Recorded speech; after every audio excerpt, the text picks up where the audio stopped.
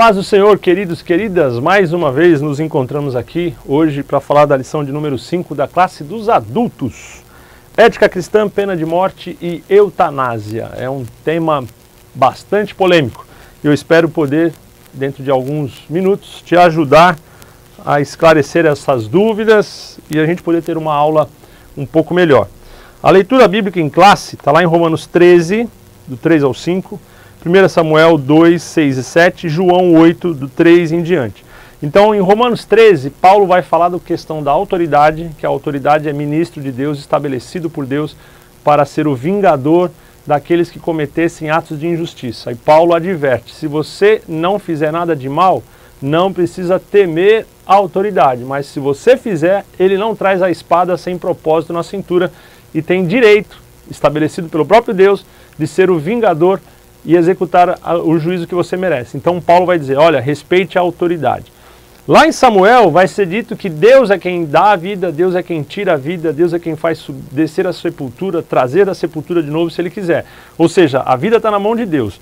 E lá em João 8, nós temos aquela passagem onde os fariseus trazem para Jesus a mulher que foi pega em adultério. Eles vão dizer, Jesus, e aí? A lei nos diz que é para matar. O que o senhor disse? E aí Jesus vai, dentro daquilo que você conhece na história, de uma forma muito sábia, confrontar os judeus, dizendo, quem não tem pecado, atire a primeira pedra. E no final, todo mundo vai embora e a mulher não foi morta.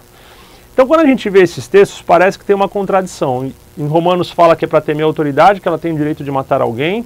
Em Samuel diz que Deus é quem tira a vida e devolve a vida e dá a vida, exalta e abate. E em João, quando alguém vem para Jesus aplicar a pena de morte, que estava na lei, Jesus, ele através de um meio, ele não aplica a pena de morte. Então, e aí? Pode, não pode? É pecado, não é pecado?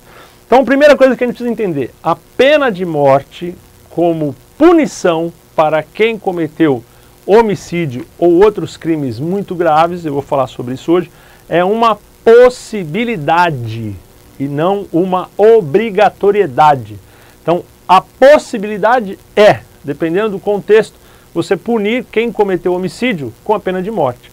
Na antiguidade, no Antigo Testamento, dentro de outros crimes, onde não havia a possibilidade de reparação, porque Moisés ele vai trazer o conceito da reparação, baseado ali no princípio de talião, olho por olho, dente por dente. Então, se eu faço um mal e aquele mal tem condição de ser reparado, ou eu posso receber aquele mal como punição, então a pena de morte não se aplica a mim e eu vou ser punido pelo aquele mal que eu cometi. Agora, eu fiz um mal, matei uma pessoa, não tem como aquela pessoa que eu matei vir agora e me punir, então eu vou ser punido com a pena de morte. Então a pena de morte ela aparece como possibilidade aonde o princípio da retribuição não é aplicável. E outra coisa, gente, precisamos deixar claro isso, para poder entender pena de morte, lei mosaica, Antigo Testamento, você tem que esvaziar sua cabeça, tirar século 21, cultura ocidental, princípios judaico-cristãos e tentar pensar como aqueles homens que pensavam naquela época, que eles não tinham o conhecimento que a gente tem hoje, e nem a estrutura. Se a gente não fizer esse exercício, vai ser muito difícil entender o espírito da lei, tá bom? Então, começando, quem estabelece a pena de morte como possibilidade para crimes cometidos? O próprio Deus. Quando? Gênesis 9, versículos 5 e 6. Vou ler para você. Certamente, com certeza, isso aqui é Deus garantindo, requererei o vosso sangue, o sangue da vossa vida, de todo animal o requererei, como também da mão do homem, sim, da mão do próximo, de cada um requererei a vida do homem. O que Deus está dizendo? Olha, independente de quantos anos você viva, de quanto a ciência evolua, de quanto a medicina avance, um dia, quem tiver nascido nessa terra vai se encontrar comigo e eu vou tirar sua vida. Então, ninguém consegue se livrar desta lei estabelecida por Deus. Lá em Hebreus diz, ao homem está ordenado morrer uma só vez e depois segue o juízo. Então, você nasceu no planeta Terra, me desculpa te dizer isso, a morte é a única certeza que nós temos. Pastor, mas eu estou aguardando o arrebatamento da igreja. Amém, eu também. Só que no momento do arrebatamento da igreja, nós vamos passar pela experiência da morte. Paulo fala, será num fechar e abrir de olhos, não é num abrir e fechar de olhos. Deveria ser o natural, né? Quando você lê o texto. Num abrir e fechar de olhos, está lá, num fechar e abrir de olhos. Você vai fechar os teus olhos nessa realidade e vai abrir em outra realidade. Rápido, como o átomo, que era a palavra usada aqui. Mas você sai dessa consciência, dessa realidade e acorda numa outra realidade. Então, todos que nascermos, teremos a morte obrigatoriamente como meio para a gente sair dessa realidade. Então, Deus foi quem disse isso, não fui eu. Então, não fique bravo comigo. Se você não gostou, vai ficar bravo com Deus. Tá? Então, tá claro aqui no versículo 5. Agora, e aí Deus diz o seguinte, ó, vou requerer de todos os homens, inclusive do próximo. Então, não vai ter alguém que é especial, que é mais rico, mais poderoso, que vai conseguir driblar Deus e não passar pela morte. Vai ter que passar pela morte. No versículo 6 agora, então primeiro, lei geral para todos. Nasceu, vai morrer. Independente se você tenha sido um bom moço ou se você tenha sido o pior dos criminosos. Todos vão morrer. Versículo 6. Se alguém derramar o sangue do homem, agora Deus já começa a fechar mais o funil. Se alguém derramar o sangue do homem, pelo homem se derramará o seu, porque Deus fez o homem segundo a sua imagem. Deus não está estabelecendo aqui um processo jurídico, tribunal, juiz, testemunha, não. É uma lei que está sendo dita para Noé, que está saindo da arca com seus filhos, suas noras e sua esposa. Então é uma família.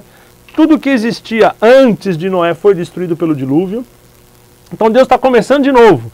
E Deus chega e fala para eles assim, olha, se você matar alguém, se prepara porque alguém vai ter o direito de vir te matar.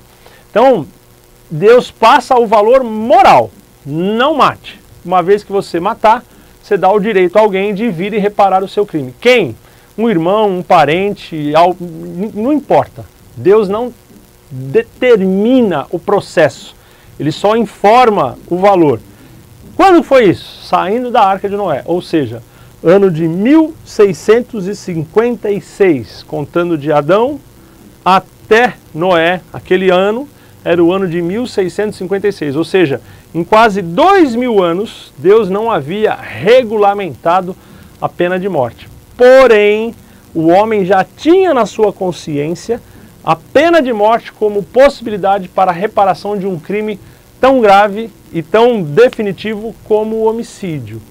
E quem foi que cometeu o primeiro homicídio? Foi Caim.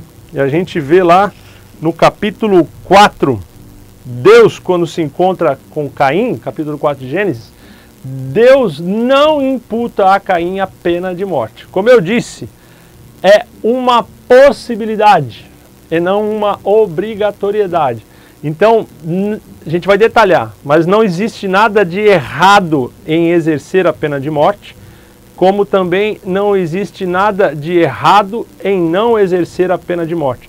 As duas possibilidades são reais. Se hoje, século XXI, um país, que é o caso do Brasil, decidir não aplicar a pena de morte, não tem problema nenhum.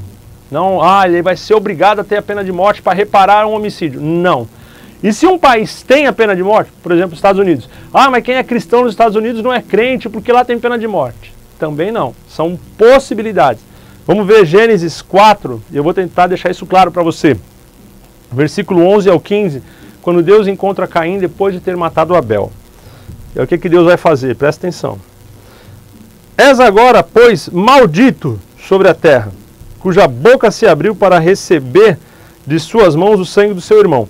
Quando lavrares o solo, não te dará ele a sua força, serás fugitivo e errante na terra. Então o que Caim era, gente? Lembra? Agricultor.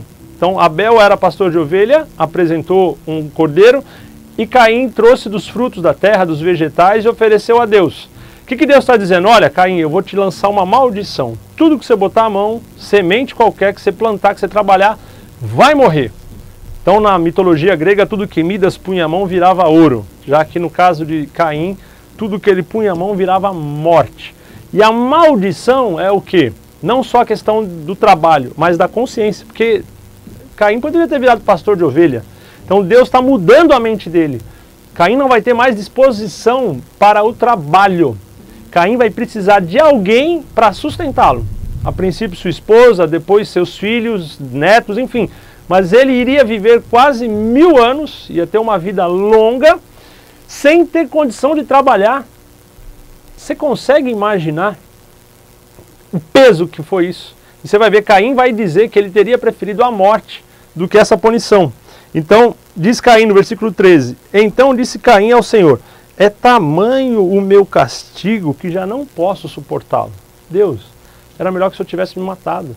Não quer dizer que eu vou viver quase 1000 anos, não vou poder trabalhar, se eu tentar trabalhar não vou produzir nada, e eu não vou ter condição mental para poder me envolver em outro trabalho. Pastor, mas isso é possível? Sim, irmãos, a Bíblia nos mostra. Nabucodonosor um dia sai lá nos jardins e fala, quem é maior do que eu? Quem é mais poderoso do que eu? E imediatamente Deus muda a mente de Nabucodonosor e ele cai na terra como um animal e vai comer grama, vai pastar, cresce pelo, unha. Ele praticamente vive como um bicho até que um dia ele acorda e ele reconhece que Deus era o Senhor e adora e exalta o nome de Deus. Então Deus mudou a consciência dele. Da mesma forma, Deus mudou a consciência de Caim para que ele não tivesse mais disposição e interesse no trabalho. E ele fala, no versículo 14, eis que hoje me lanças da face da terra. Então não tem mais sentido eu viver na terra. Nada que eu fizer vai dar certo, então eu vou ficar como um zumbi aqui. Lógico que não era um zumbi porque nem sabia o que era isso. Só para ilustrar. E da tua presença, agora Caim vai dizer, e da tua presença hei de me esconder, eu vou me afastar de ti, porque não tem mais reparação pelo que eu fiz. Caim tinha consciência disso. Serei fugitivo e errante, tem versão que fala até a palavra vagabundo, aqui está errante pela terra. Quem comigo se encontrar, olha agora, me matará. Então quem é que iria encontrar Caim? Seus irmãos, seus descendentes, netos, filhos. Vamos entender uma coisa, irmãos. Quando Adão e Eva saem do jardim, a Bíblia diz que Adão conheceu Eva e ela concebeu. Primeiro foi Caim.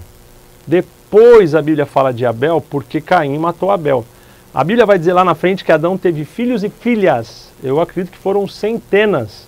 A Bíblia relata Caim, Abel e depois Sete, porque Sete vai ser aquele que vai ser gerado depois da morte de Abel, e de Sete vai vir a descendência que chega em Noé, depois de Noé em Abraão, e de Abraão em Cristo. Então a Bíblia fala Caim e Abel pelo homicídio, e Sete pela descendência de Cristo. Mas existiam centenas de outros filhos. Então Caim, aqui, para os irmãos terem ideia, quando Sete nasce, que foi um pouco depois da morte de Abel, Adão tinha 130 anos.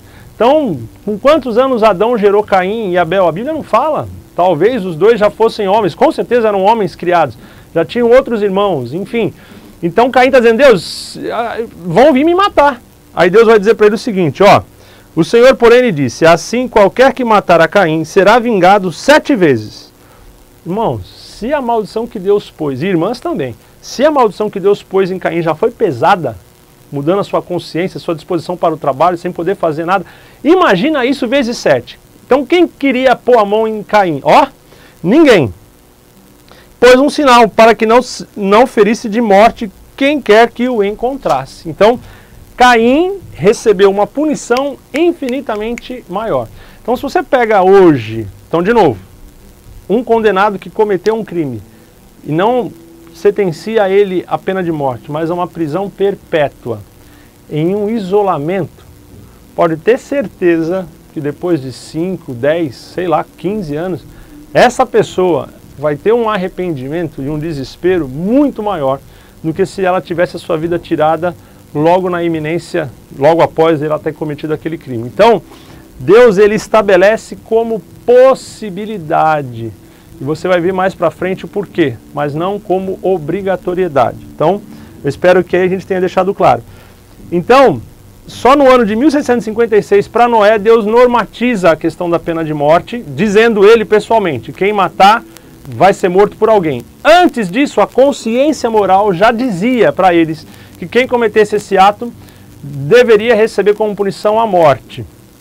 E lá na frente, quando vem Moisés, é que Moisés vai normatizar a lei e tratar como consequência, como punição, né, ou como pena de morte, não apenas o homicídio.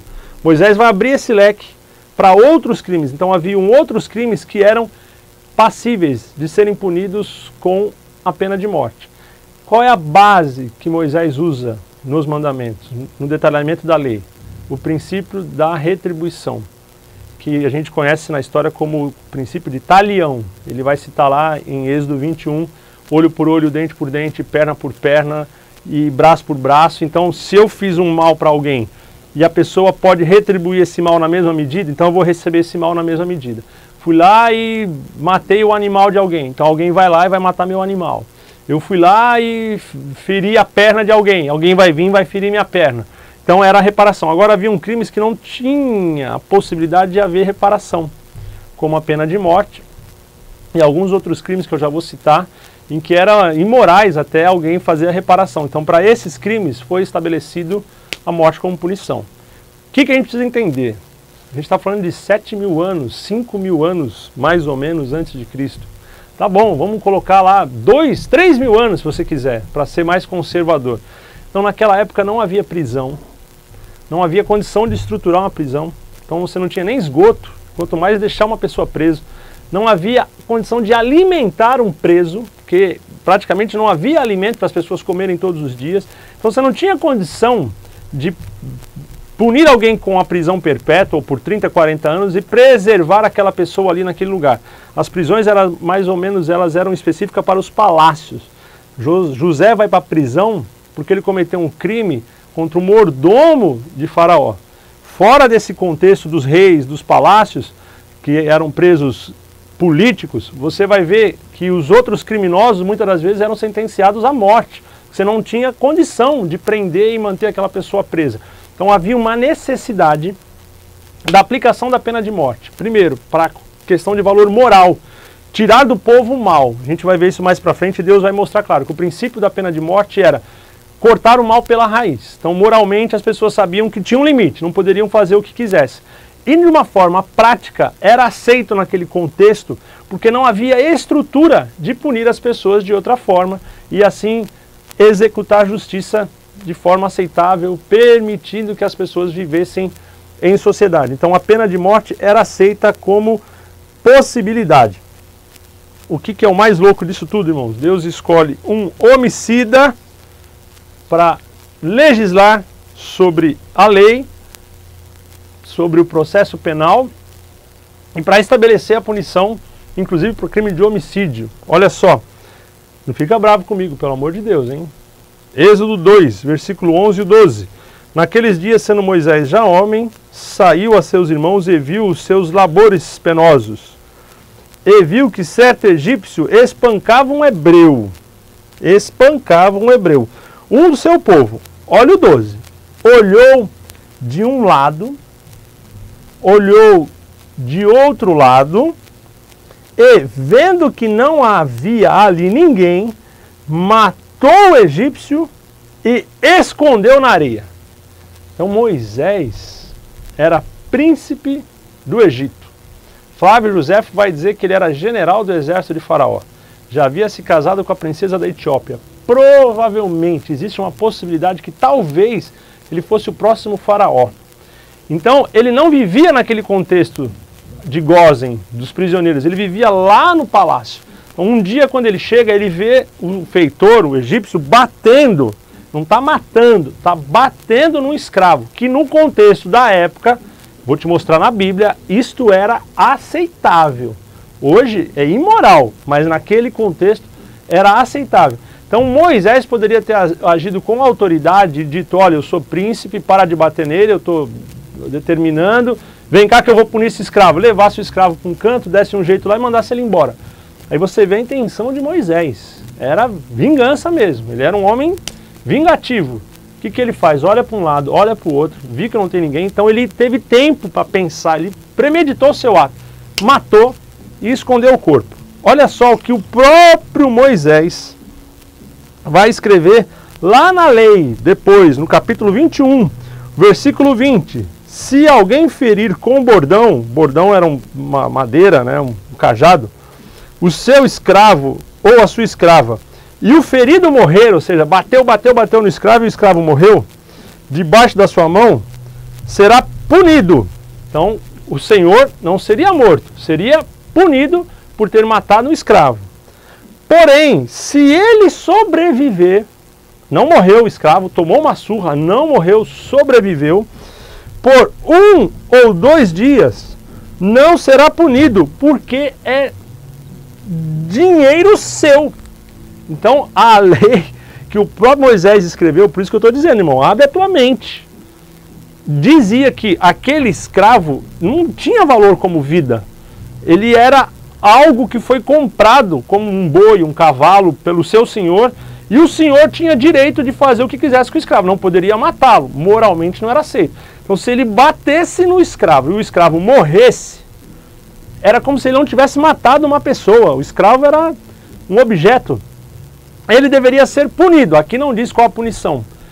Porém, se depois da surra o escravo tivesse sobrevivido por 1 ou por 2 dias, aí já não poderia haver mais imputação nenhuma sobre o senhor. Então, com base naquilo que o próprio Moisés escreve, quando o egípcio estava batendo no judeu, o egípcio tinha o seu direito. Moisés não poderia. Irmão, mas pelo amor de Deus, pastor, olha porque é imoral. Vamos pensar no contexto daquela época. Moisés, ele age como um justiceiro, um vingador. Faço justiça com as minhas próprias mãos. Ele está com aquela mente lá de Gênesis 9.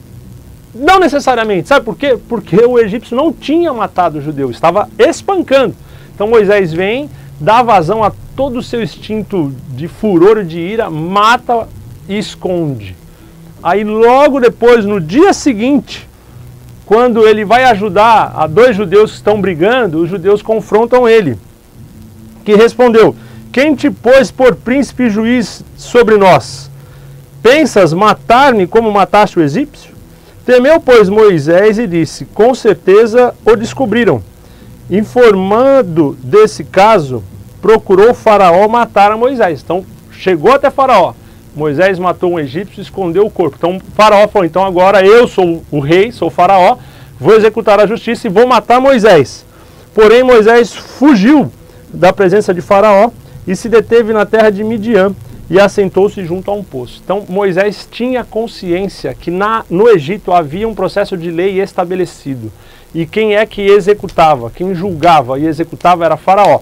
Então ele mata, quando percebe que viola a lei, foge, porque sabia que se ficasse, seria morto. Então Deus escolhe este homem para ser aquele que vai escrever a lei.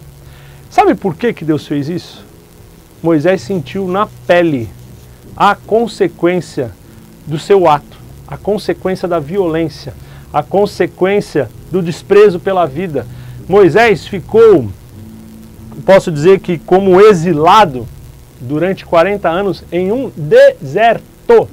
50 graus de noite, menos 20 de madrugada. Então ele sai do conforto do palácio e vai para o deserto. Fica ali durante 40 anos. Irmãos, Deus literalmente quebra Moisés como quebrou Caim. Então a punição que Moisés recebeu, pode ter certeza que foi muito maior. Ah, mas ele trabalhava, ele tinha ovelhas, ele tinha mulher, ele tinha filhos. Mas aqui, ó, a consciência de Moisés pode ter certeza que era seu maior juiz. Então depois de 40 anos, quando Faraó morre, Deus aparece para Moisés, porque era o tempo já da maturidade de Moisés, e manda Moisés voltar. Espera aí, irmãos, então por que Moisés não ficou com medo de voltar para o egípcio? Porque poderia ser morto. Porque havia naquela época o conceito da prescrição. Então quando o Faraó morre, porque Faraó era o juiz que executava o juízo, quando o Faraó morre, todos os juízos que não tinham sido executados já não poderiam mais ter valor. Então a morte de Faraó liberava aquele que não foi punido de qualquer punição. Por isso Moisés pode voltar para o Egito. E é interessante que Moisés vai usar esse conceito quando ele escreve sobre as cidades de refúgio. Então ele vai detalhar a questão da morte. Se alguém no campo acidentalmente mata alguém, como Gênesis 9 diz que quem matou alguém tem como possibilidade ser morto como reparação da morte. Então a cidade de refúgios foram construídas, eram 6, tem o Rio Jordão, uma de cada lado ao norte, no centro e no sul. Então se eu sem querer estou trabalhando no campo, matei alguém, a partir daquele momento, mesmo que foi sem querer, foi doloso, não foi culposo. Então eu matei alguém, eu não tive a intenção de matar, foi um incidente, foi sem querer, não, desculpa, foi culposo e não foi doloso. Doloso é quando há a intenção de matar. E eu matei alguém, a família poderia vir e vingar aquela morte. Então a pessoa fugia até a cidade de refúgio, se escondia lá, Então seria apurado testemunhas que pudessem comprovar o que aconteceu de verdade, seriam julgados pelo sumo sacerdote. Se a pessoa fosse considerada inocente, ou seja, ela não matou propositadamente, foi um incidente, aquela pessoa não seria punida com a pena de morte, porém teria que viver na cidade de refúgio até a morte do sumo sacerdote.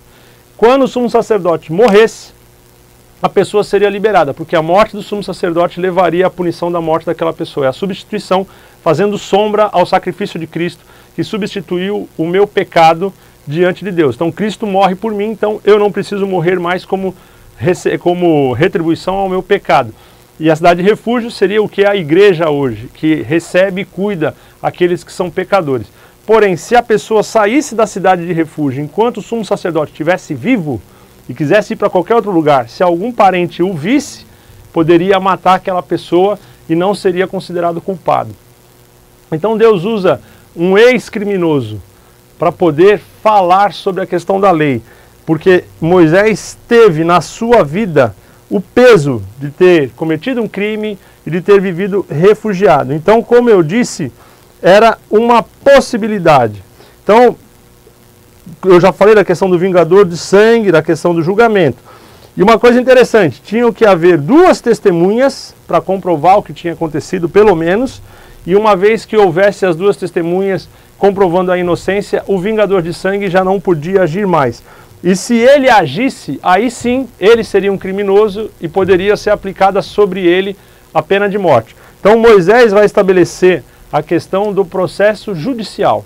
E ele vai estabelecer juízes para julgar o povo. Então antes isso estava na mão do faraó, estava na mão do rei, estava na mão do legislador. Então quando eles saem do Egito, não tem a figura de um rei, Deus estabelece juízes. Lá na frente o povo pede rei de novo. Não, a gente não quer juiz, a gente quer rei. Deus estabelece Davi e a sua linha sucessória. Uma vez que o rei é estabelecido, o rei volta a ser a autoridade máxima. Então se um juiz determinasse a pena de morte e o rei interferisse, dando a possibilidade de inocência ou de absolvição, ou mesmo de outra punição, que não a pena de morte, a prisão, aquela sentença de morte seria anulada porque o rei era a última palavra. Então a gente vê o processo sendo estabelecido.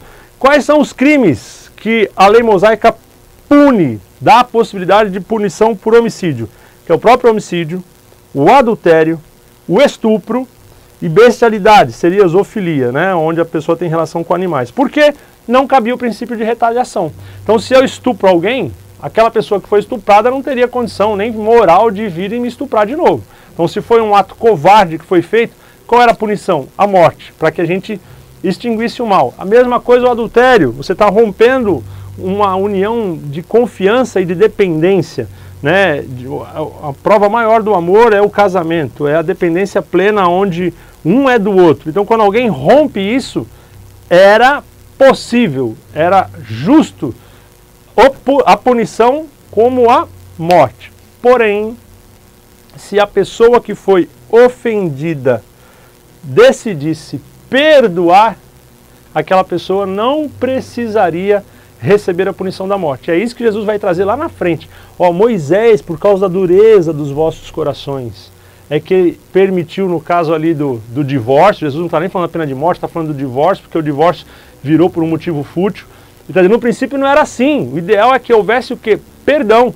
Tanto é que a gente vai ver Deus fazendo Oséias se casar com uma prostituta.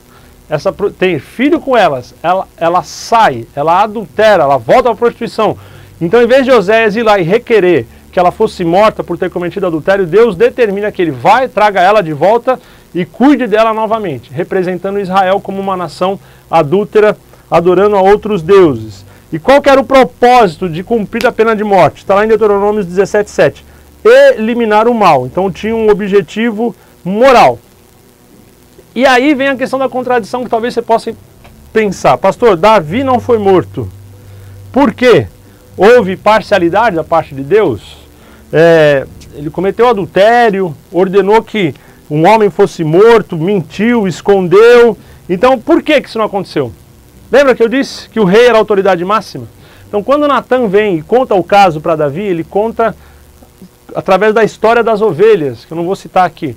E Davi fica enfurecido porque o homem matou a ovelha do seu vizinho, que só tinha um, e ele tinha várias ovelhas, e Davi dá a sentença. Quem cometeu tal ato vai pagar com 4 ovelhas. Então 4 ovelhas serão mortas como retribuição por aquela ovelha que foi morta. Aí Natan fala, Davi, esse homem é você. Davi cai em desespero, rasga sua roupa, se arrepende.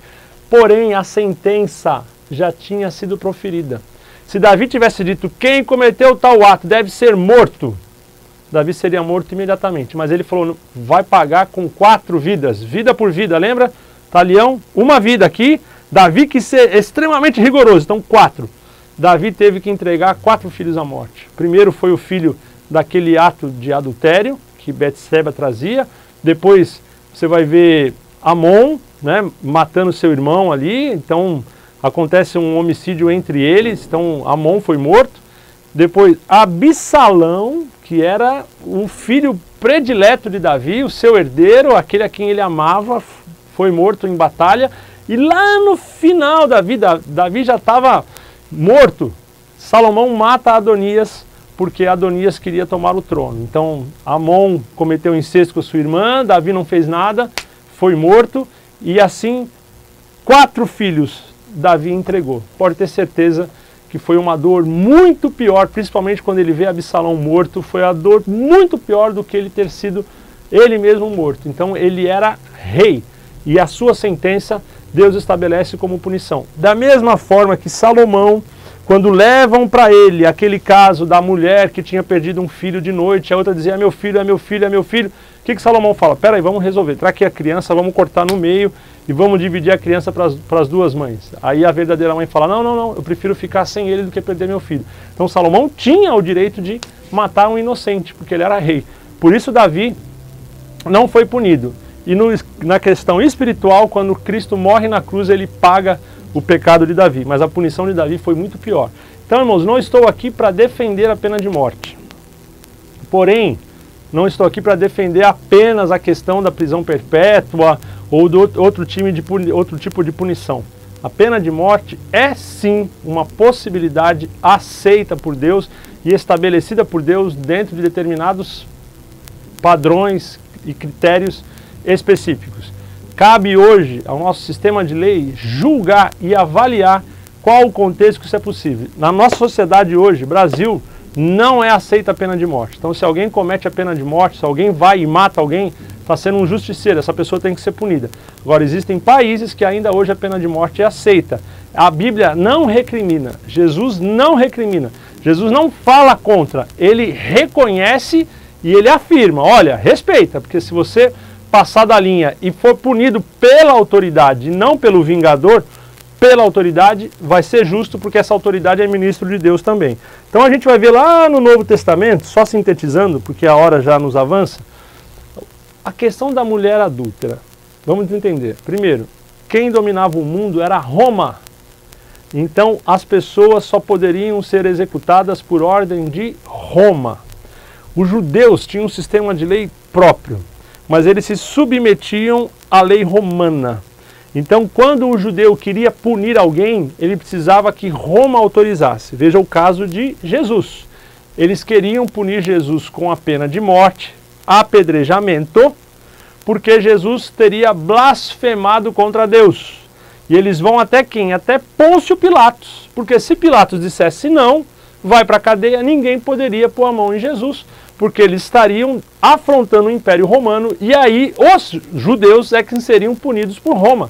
Então Roma tinha suas leis. Roma negociava a aplicação das leis judaicas para manter o povo sob controle, dentro daquilo que Roma julgava interessante. Então ninguém poderia matar ninguém como punição de um crime, executar a pena de morte sem a autorização de Roma.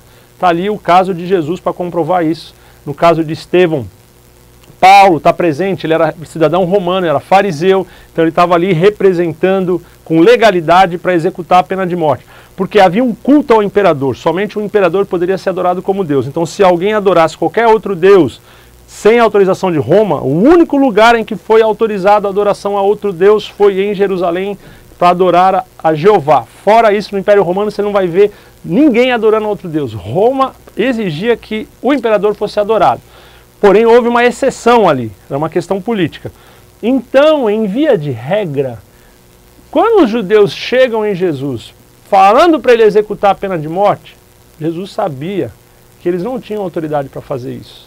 Eles precisariam levar aquela mulher para um tribunal romano, apresentar dentro da lei judaica a violação e aí pedir autorização para Roma. Se Roma autorizasse, a sentença poderia ser executada.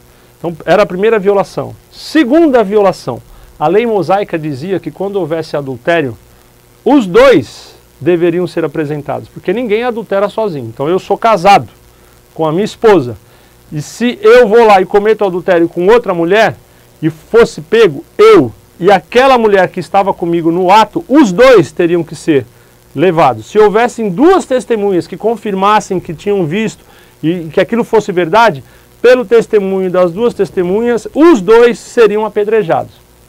A única exceção é se a minha esposa, num ato de misericórdia, me perdoasse. Então isso poderia ser anulado. Caso não, a lei era clara. As duas pessoas teriam que ser mortas. Foi o caso de Oséias, a esposa de Oséias não foi morta. Então Deus não trata com exceção. Deus deixa claro, é uma possibilidade e não uma obrigatoriedade. Então quando eles chegam diante de Jesus, primeiro, só veio a mulher. Quem cometeu adultério não estava lá. E segundo, não tinha testemunha nenhuma para confirmar aquilo. Então era um grande teatro para forçar Jesus a falar e constrangê-lo diante do povo.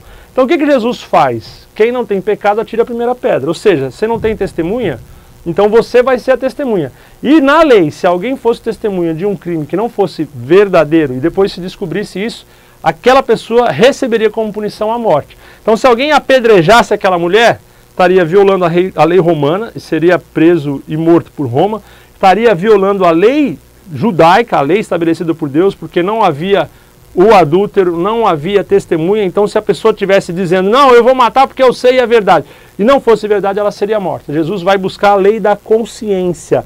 Quem não tem pecado, atire a primeira pedra. Acabou. Quando a mulher está indo embora, Jesus fala assim, peraí, volta aqui. Cadê teus acusadores? Ninguém te condenou? Eu também não. Presta atenção, minha filha. Vá em paz. Vírgula. Mas não peca mais, viu? Porque da próxima vez pode ser que essa misericórdia não te alcance e a punição que você mereça seja executada, que seria a pena de morte, tá bom? Então, só para a gente finalizar, Cristo vai orientar Pedro que deixasse a espada. Está lá Mateus 26:52. Ele diz, olha, quem vive pela espada vai ser morto. Então, Pedro, você é meu discípulo, não vai andar armado. Deixa esse negócio para lá. Que quer ser vingador, vou matar, vou morrer. Não. Tem autoridade estabelecida, são ministros de Deus. Se alguém violar, cabe à autoridade punir da maneira que for determinada e aceito por aquela sociedade. Se você viola esse princípio, você está se colocando na posição de merecer a morte. Pastor, mas Gênesis 9, 5 e 6, que se alguém derramasse sangue do homem, pelo homem poderia ser derramado. Sim, porque naquele contexto não havia sistema de lei. Uma vez que o sistema de lei é criado, está na mão da autoridade fazer com que esse sistema se cumpra. E se alguém age fora do sistema, é um vingador e por ser vingador, merece a morte. Só no cinema que os vingadores são legais. Na vida real, não é nada legal, tá bom? Então, só continuando. Então, a gente fala da questão do perdão. O perdão anula a pena de morte, certo? Então, Mateus 18, 21, 22 vai mostrar exatamente isso. Se o ofendido perdoa, então Jesus fala sobre o perdão. Quantas vezes devo perdoar? 7 vezes? Não, 70 vezes 7. A gente está falando de ofensas morais, ofensas do dia a dia. Se alguém me ofendeu, eu tenho que exercer o perdão sobre aquela pessoa. Da mesma forma, mesmo que seja um crime capital, se eu decidir perdoar, é melhor o perdão. Porém, eu posso perdoar alguém que cometeu um crime contra mim. Mas se a justiça, se a autoridade julgar que aquela pessoa merece ser punida, a minha consciência moral a perdoou. Mas a lei vai exercer o juízo que aquela pessoa merecer.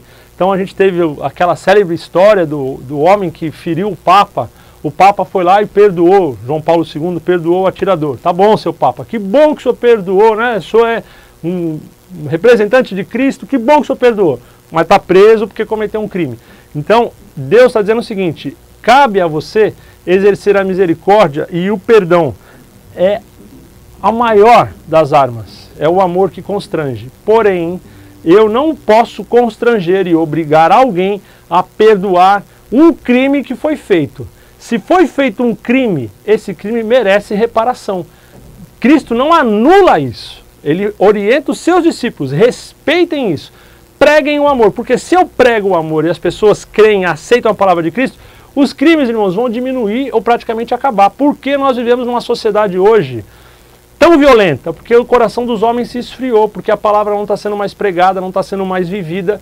Então os homens agora não têm mais amor a Deus, é como Caim, se afastaram de Deus e fazem a violência que quiser. Então se nós pregarmos a palavra de Deus, não vai haver a necessidade da execução da pena de morte, porque os homens não serão criminosos ou não estarão em condição de cometer algum ato que mereça a pena de morte como punição. Então a gente tem que saber separar as duas coisas, certo? Então, lá em Romanos 13, 1 a 4, fica claro que a autoridade estabelecida por Deus é o sistema competente para determinar qual pena deve ser aplicada em qual caso. E para finalizar, a eutanásia, boa morte, ela pode ser interpretada como violação de Gênesis 9, 5 e 6. Por quê? Se eu estou numa condição onde eu estou muito doente, eu estou enfermo, eu estou para morrer, aquilo está fazendo mal, e eu não tenho nem condição de tirar a minha vida, eu vou pedir. Então a eutanásia não é que eu vou lá, fecho a válvula, ou eu pego lá a seringa e me mato. Não, eu vou autorizar, eu vou pedir que alguém me mate.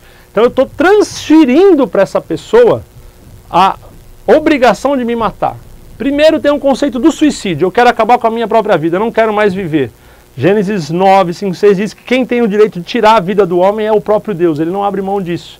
Então quando eu quero cometer o suicídio, e suicídio é outra aula, não vou falar de suicídio hoje, eu desejo cometer o suicídio, eu estou cometendo um crime, eu estou executando uma pena de morte sobre alguém, sou eu mesmo.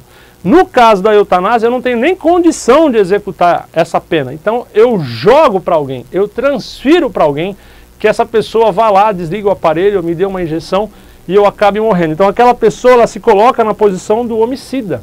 Da mesma forma da pessoa que faz o aborto. Ela está cometendo um crime. E quando a gente fala, praticamente hoje, ainda, são pouquíssimos os países que aceitam a eutanásia. Porque a eutanásia, moralmente, ela é desprezada.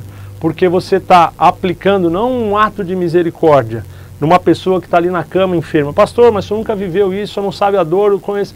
Irmãos, a gente tem que entender o seguinte, todos nós teremos que passar por determinados caminhos na vida. Então muitas das vezes uma situação como essa pode ser um meio para que a pessoa tenha consciência dos seus erros e ali se arrependa, peça perdão e alcance a salvação.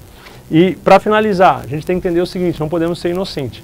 A quem interessa a morte daquele enfermo terminal no hospital? Às vezes para o plano de saúde, às vezes para o hospital, está gastando dinheiro, está gastando recurso e sabe que aquela vida não vai conseguir avançar. Ela pode não avançar, mas um dia, uma semana, um mês, uma hora a mais pode ser o suficiente para que aquela pessoa reconheça, tome a decisão e mude a história para a eternidade. Então, moralmente, a Bíblia não fala especificamente sobre a eutanásia, até porque na época em que ela foi escrita, não havia nem a possibilidade de alguém imaginar isso como meio para executar a pena ou dar fim na vida. Então, quando Judas está com remorso, ele vai lá e comete suicídio, ele se enforca numa árvore, e a gente vê Saul se lançando sobre a espada. Era diferente, no caso da eutanásia não, a pessoa não tem nem condição de executar o suicídio, e ela vai jogar isso na mão de outra pessoa, ela transfere para que essa pessoa a mate. Então quem está fazendo isso, na verdade, está sendo um homicida. Então moralmente você está comprometendo a vida da pessoa que está pedindo isso, porque ela se coloca como juiz da sua vida, decidindo o dia que ela deve morrer, e ela está comprometendo a pessoa que faz esse ato, porque moralmente, psicologicamente, tenho certeza que ela vai ser atormentada por toda a vida, como foi Moisés, pelo crime que havia cometido, mesmo não tendo sido morto, ele sofreu na pele a consequência daquele ato. Espero de uma forma breve, não sei se tão breve, mas de uma forma mais clara possível, ter te ajudado a entender essa aula e compreender. Então, em resumo, em síntese, a Bíblia, ela demonstra a pena de morte como uma possibilidade, sim, de punição.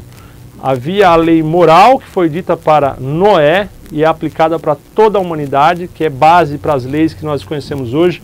Havia a lei mosaica, que era referente a um contexto daquela época em relação à infraestrutura, não tinha condição de prisão, Deus queria que o mal fosse tirado, preservando o povo de Israel para que Jesus pudesse vir a nascer e ser aquele que resgataria a humanidade. Então, para que esse povo não fosse perdido ou contaminado, ele tinha que ser preservado. Então, havia um contexto que possibilitava a pena de morte. E Cristo, quando vive, ele reconhece, através do discurso que ele faz a Pedro, que as autoridades são ministros de Deus para executar a pena que for necessária. Inclusive, Jesus foi condenado à pena de morte e praticamente todos os seus apóstolos. E Jesus não recrimina o ato, Jesus recrimina a intenção das pessoas que fizeram aquilo ali. Mas o ato em si, Jesus ele não vai recriminar. Então ele diz para Pedro, larga a espada que senão, meu filho, a espada vai te alcançar também. E lá na frente, Paulo, em Romanos, deixa claro, respeite a autoridade porque é ministro de Deus. Pastor, mas é um ditador, irmãos, ministro de Deus. A Bíblia não diz autoridade boa, autoridade ruim. É autoridade constituída, é ministro de Deus. Eu não vou entrar nessa retórica ou nesse entendimento agora, porque a gente vai falar de valores morais que são muito complexos. Mas se em um determinado momento da história, alguém está ali como um ditador, agindo com mão pesada, pode ter certeza que existe um propósito muito maior do que eu possa entender e você também, dentro da justiça de Deus, para que tal juízo aconteça naquele povo durante aquele período de tempo. Então nada, absolutamente nada, acontece fora do controle do nosso Deus. Então, espero ter ajudado. Se te confundir, me desculpa. Faz parte do processo de aprendizado. É da discussão que nasce a ideia. Deus te abençoe e, se Deus quiser, logo, logo nos vemos por aqui. Obrigado.